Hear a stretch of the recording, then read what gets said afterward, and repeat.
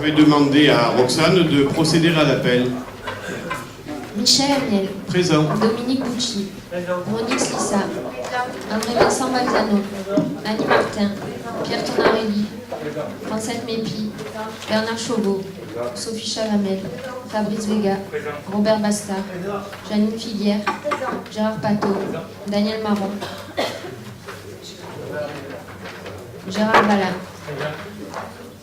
Eliane Carnier. Claude Farcy. Jocelyne Pascal Rodriguez. Jean-Marc Leonetti. Aline Oreille. Nathalie Montoclabe. Didier Long. Delphine Alali. Elle va arriver. Renaud Ronaldo. Grégory Boucher.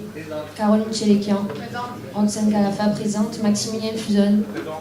Philippe Sanchez. Rina Guilbeault. Geneviève Bacchini. Romain Marot. Serge Baron.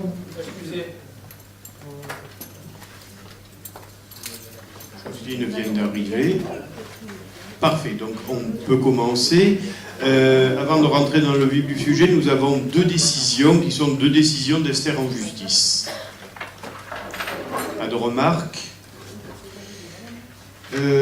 Procès verbal de la séance du 26 mai 2016. Des questions, des remarques? Oui, Monsieur Amaro, Madame Guilbeault. Madame Guilbeault, peu importe, allez-y. Quelques explications Procès verbal. Non, sur les décisions prises par délégation. Ah, vous revenez aux décisions. Ah, pardon. Non, mais il n'y a aucun souci. Personne n'a bougé. Allez-y. Alors, le contenu. Alors, le contenu, il y en a une, c'est une question d'urbanisme concernant un contentieux avec Monsieur Ray. C'est Monique qui va vous répondre. Monsieur Ray a fait une demande pour installer chez lui, dans le quartier des Garrigues, une antenne radio-amateur. Alors, il y a eu deux raisons pour le refuser. C'est que, bon, c'est un quartier urbain, et donc ça ne pouvait pas manquer de ne pas, même trois raisons, parce que ça c'est la première, de faire quelque chose qui ne convienne pas au voisinage, mais du point de vue réglementaire, les dimensions de son antenne dépassent les 8 mètres possibles. Une antenne, c'est une construction, donc la construction ne doit pas dépasser 8 mètres, donc ça a dépassé. Et d'autre part, dans ce quartier, on ne peut pas construire en semi-enterré ce qui était le projet, puisqu'il y a une zone réservée à cause du tunnel du TGV. Donc c'est pas possible, et donc il n'en était pas content, malgré la recommandation qu'il avait fait faire par le docteur Coupier, auquel j'ai répondu aimablement mais fermement que ce n'était pas possible. Enfin, ça, c'est encore autre chose. Et il dépose un truc qui n'est pas légal, on ne peut pas le délivrer, c'est tout. Alors après, il nous attend à côté, hein. Pourquoi pas. Quant à l'autre, je réponds, c'est tout simplement un accident de la circulation qu'a eu un de nos agents, dont le nom est cité, Madame Aude-Monino, et c'est pour se faire rembourser les frais de la durée des jours d'accident de travail, d'arrêt de travail, pardon, ce qui nous a été préconisé par notre avocat. Voilà, pour un montant de 2000 et quelques euros, voire 2500 euros.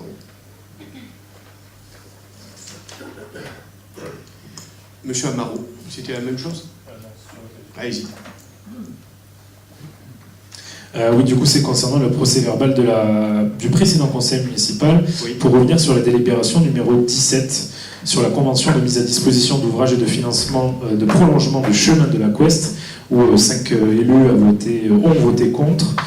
Vous nous aviez répondu, pour les faits, c'est un chemin donc, qui se trouve sur des parcelles privées qui appartiennent à un ancien premier adjoint de la commune, sur lesquels on va investir 175 000 euros de frais publics, donc de l'argent des Pénois, pour étendre un chemin. Vous nous aviez répondu à ce moment-là que c'était dans le cadre où on anticipait une possible procédure judiciaire de la part de Monsieur Coupier, qui aurait pu intenter une demande de désenclavement auprès de la municipalité.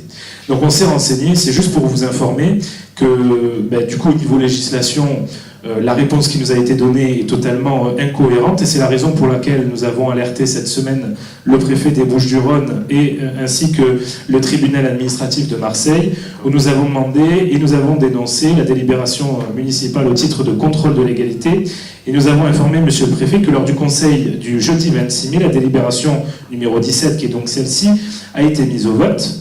Cette délibération prévoit financer à hauteur de 175 700 € par la commune l'aménagement d'une voirie nouvelle et la pose d'un collecteur d'assainissement afin de désenclaver la parcelle cadastrée CM0042, propriété de M. Coupier, ancien premier adjoint de la ville. Donc on est allé chercher sur le cadastre, ainsi que n'importe quel pénois peut le faire sur Google Maps, la propriété.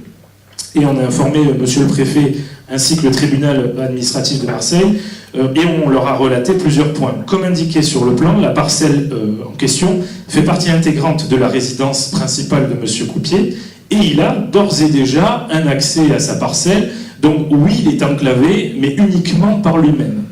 M. Coupier souhaitant mettre en vente certaines parcelles de son terrain, ces dernières ne sont enclavées donc que par sa résidence actuelle, donc que par lui-même. Par ailleurs, comme le rappelle l'article 682 du Code civil, un passage permettant un désenclavement ne peut être accordé que via un financement de fonds privés et ne se justifie en aucun cas par un engagement de fonds publics, ce qu'est en train de faire la municipalité. Les travaux décidés via une participation des fonds publics à hauteur de 70% sont illicites, car n'ont aucun intérêt collectif et n'ont un seul intérêt personnel, celui de votre ancien premier adjoint. Pour les différents motifs évoqués, nous demandons donc au préfet, par l'intermédiaire de ce courrier, de mettre en demeure la mairie afin d'annuler cette délibération au titre du contrôle de légalité a posteriori qu'il peut exercer sur les actes des collectivités territoriales. Alors écoutez, il n'y a absolument aucun problème. Vous avez déféré cette délibération auprès du tribunal administratif et vous avez saisi par ailleurs le contrôle de légalité. Dans un même temps, il y avait une convention qui était assortie à cette délibération, cette convention que je n'ai pas signée, donc j'attends le retour en signature par le docteur Coupier, que je n'ai pas encore.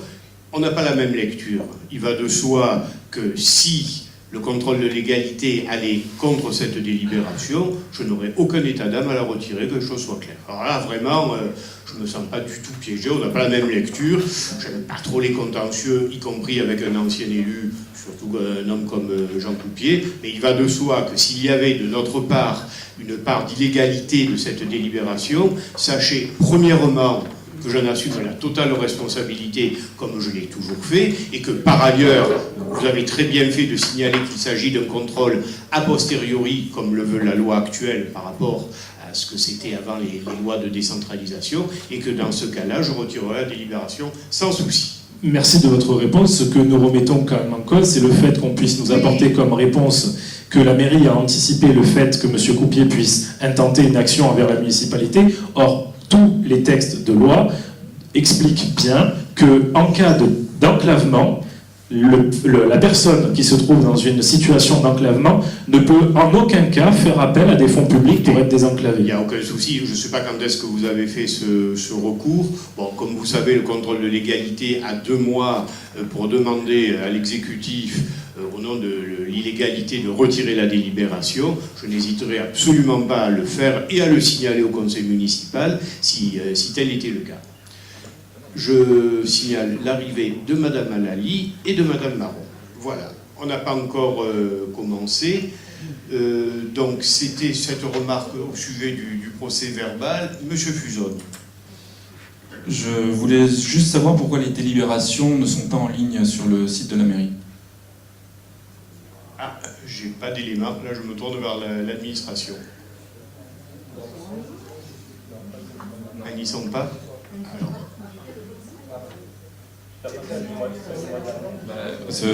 Ce procès du procès verbal de l'ancien conseil municipal. Je sais pas, je ne peux pas vous répondre, je sais pas. J'utilise le support papier, je ne l'ai pas vérifié, on va le regarder, et si ça y est pas, c'est une erreur.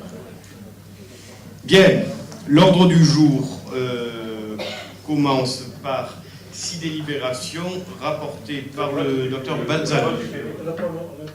Alors, pardon, je ne l'ai pas mis au vote. Qui est pour ? Qui est contre? Qui s'abstient? Adopté.